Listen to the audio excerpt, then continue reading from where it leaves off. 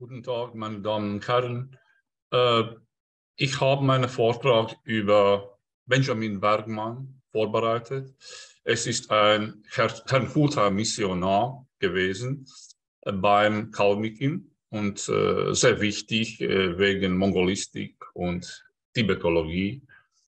Aber meinen Vortrag habe ich auf Englisch vorbereitet, weil mein Artikel ist schon auf Englisch gesprochen. Insofern tausendmal Entschuldigung, falls Sie Fragen haben, bin ich bereit, auf Deutsch zu beantworten. Weil es geht um deutschsprachige Literatur, genau sowieso, weil Benjamin Bergman hat auf Deutsch geschrieben, genauso wie Isaac Jakob Schmidt und viele, viele andere.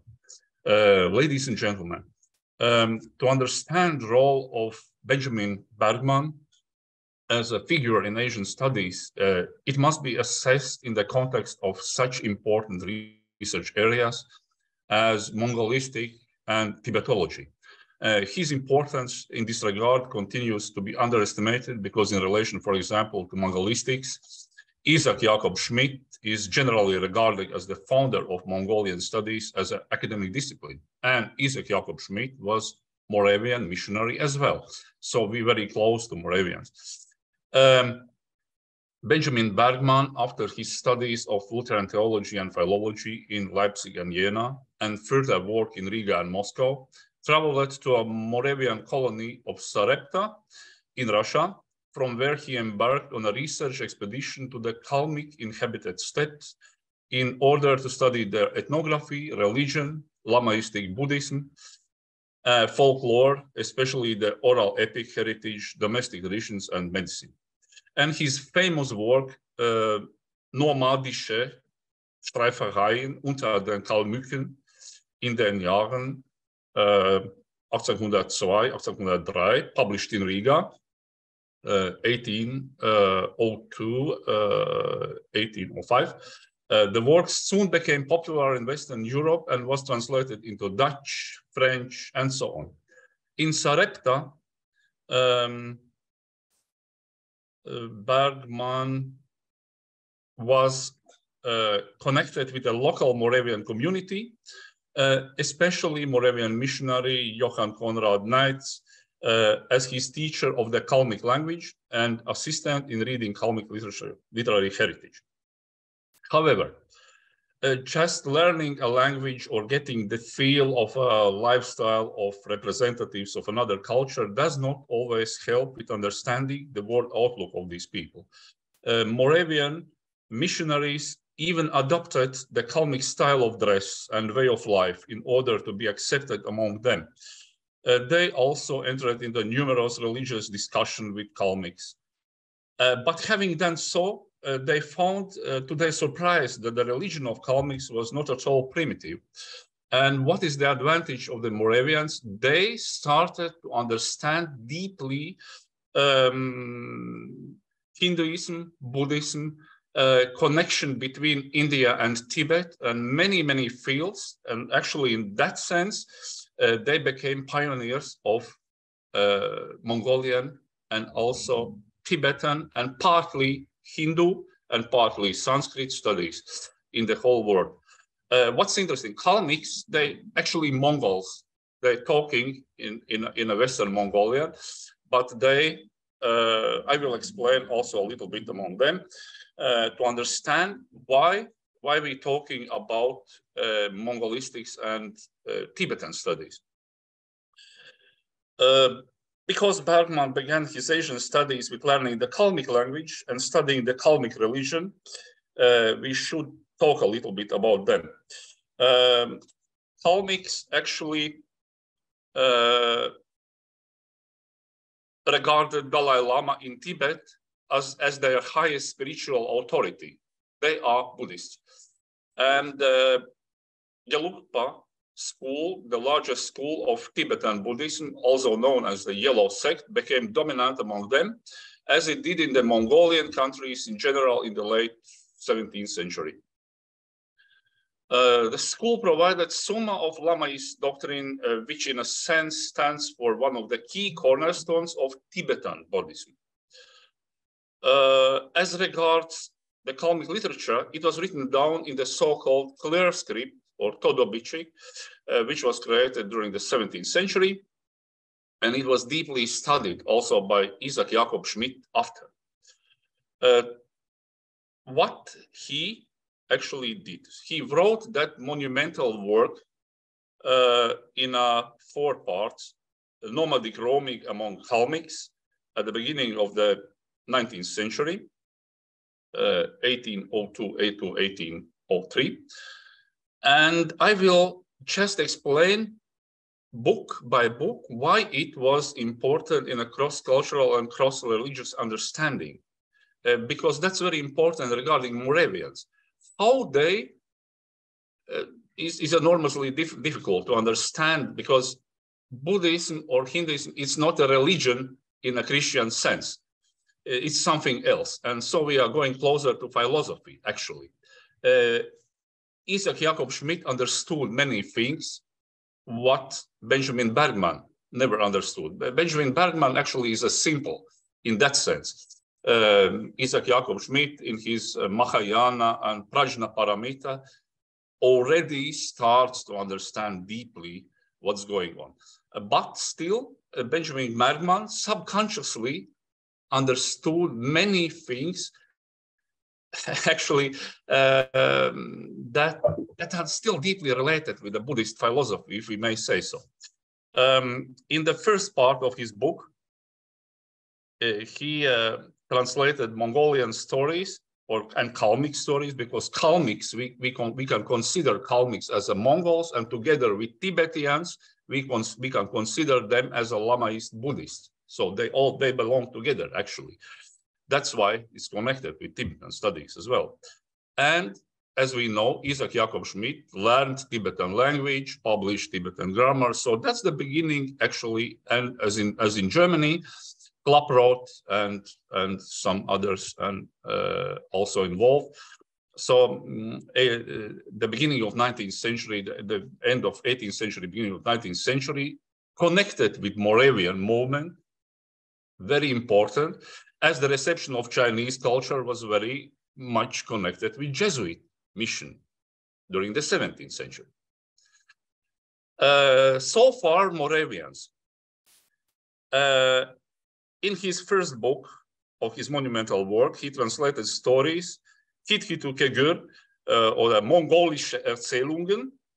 Origin of the stories actually are related to India, and they are nothing else than Vetala Pancha Vimshati, essentially 25 tales of corpse-possessing spirits, Indian story collection dating back to at least 11th century. Which was also translated in Tibetan. And in Tibet, these stories resonate with some Tibetan folklore about undead people. And Bergman's interpretation presents very interesting evidence of the integration of these stories into Mongol and Kalmyk folklore. Certainly, these examples were actually that's a very early evidence for the Western auditorium regarding that. But in the second book, already more interesting.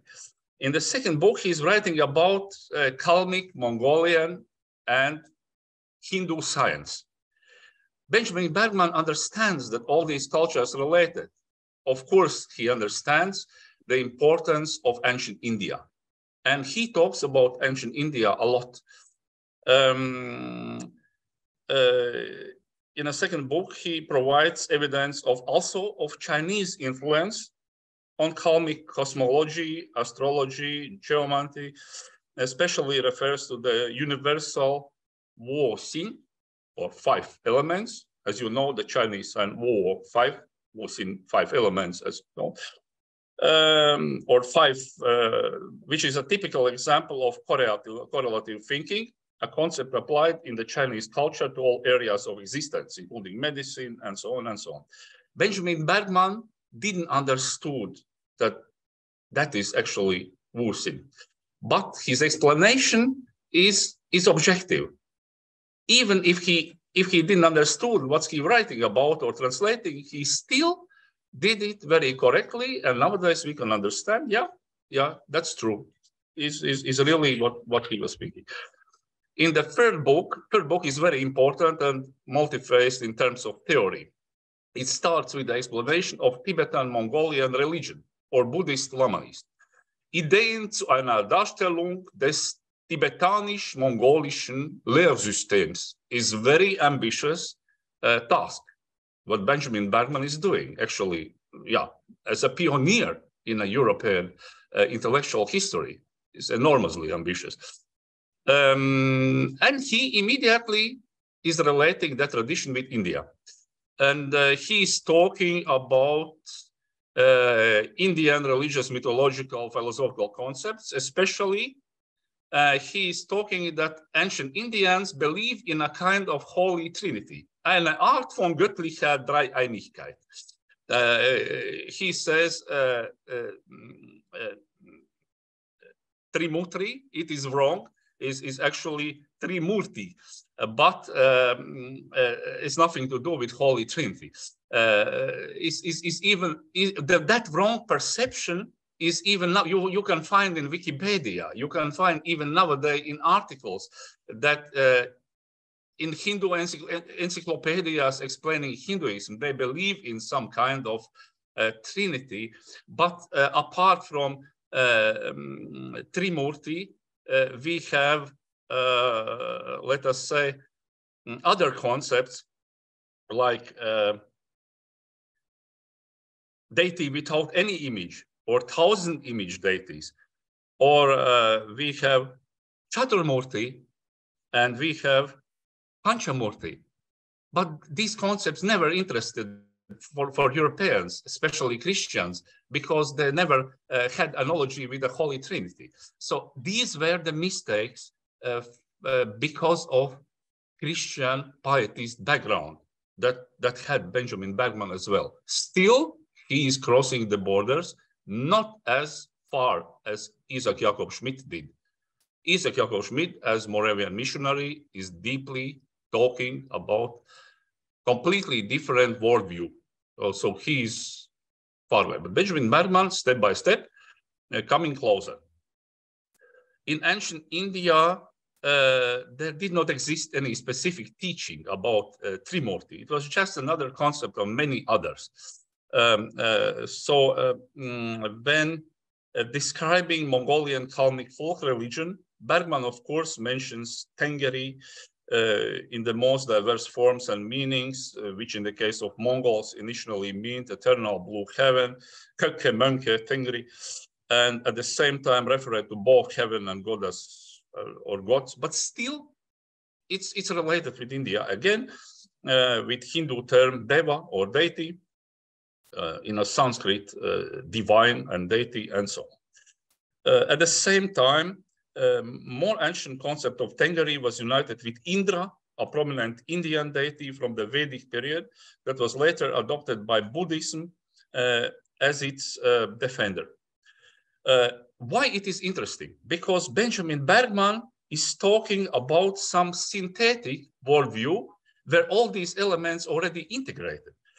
And we see that Tengri is actually united with Indra, that different religions already united in Mongolian, Tibetan Buddhism.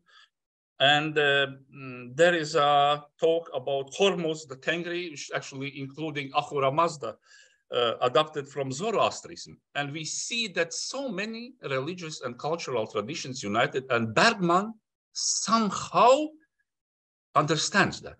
So he is crossing the border, although pietist, he is already cross-cultural pioneer in a European, and not just in European, in a global sense. Bergman mentions God Hormuz Tengri in an extremely interesting context as the highest governor of heavens, and so on and so on. I will not go deeper in that material. What is interesting, that what is called Jakjamuni and translated by Bergman from the Kalmyk heritage actually is nothing else than Buddha Shakyamuni. We can find many stories translated by him actually nothing else than Buddhist Jatakas.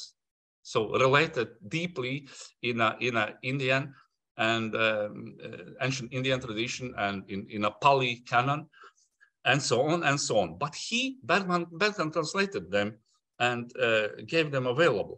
A Kalmic material cited by Bergman contains multitude of Indian terms modified beyond recognition. For example, Gallap is nothing else than Kalpa, a mythical time period in Hindu cosmology, later adopted by Buddhism.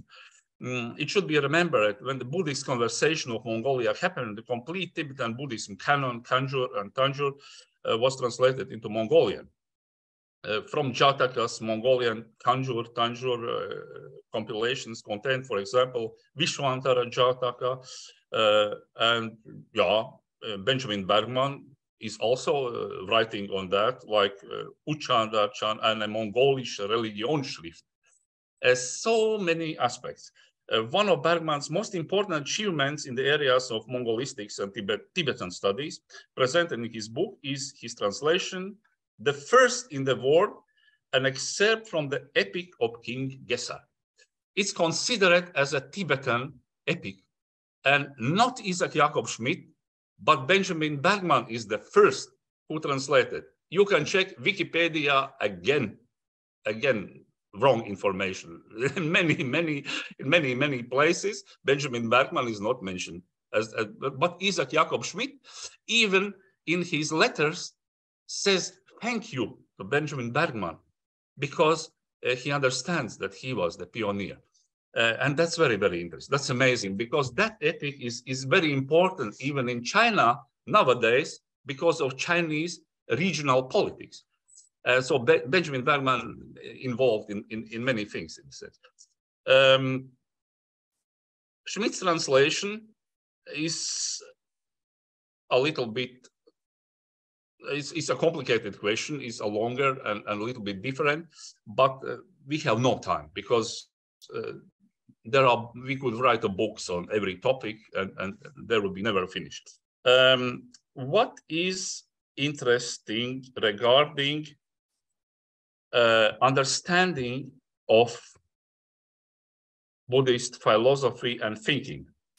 Actually, one more thing, for the first time to the Western reader, in his translation, Bergman made a reference to the notion of Shambhala, later so important for the Western esoterists and Nikolai Roerich and Blavatsky and all kind of nonsense that was talked on that. It's nothing to do with Shambhala related with the romantic Orientalism on European esoterics. It's mentioned in so he again translated a Buddhist Jataka, and of course that Shambhala as a meaning is also deeply related in the ancient Indian tradition, and so on and so on. And then as a deviation via Tibet and Mongolia, it's transferred to Kalmyks, and that's a long story, but it's very, very interesting. It comes already partly, I would say, from Vishnu Purana and then develops. It's just as we do literary studies. Bergman calls Shambhala Shampalreich, admitting that in the original manuscript at his disposal, the name was Shamchila. In this context, because in the written version, Shambhala is called Shankhala.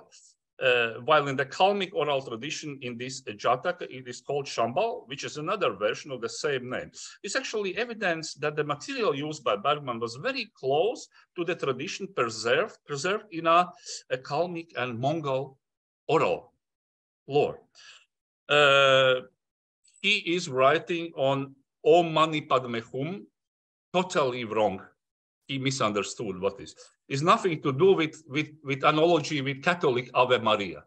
As a Moravian missionary, Bergman is ironic towards Catholics, and he's talking that they are like reciting that mantra like Catholics. No, it's nothing to do. And it's even wrongly written.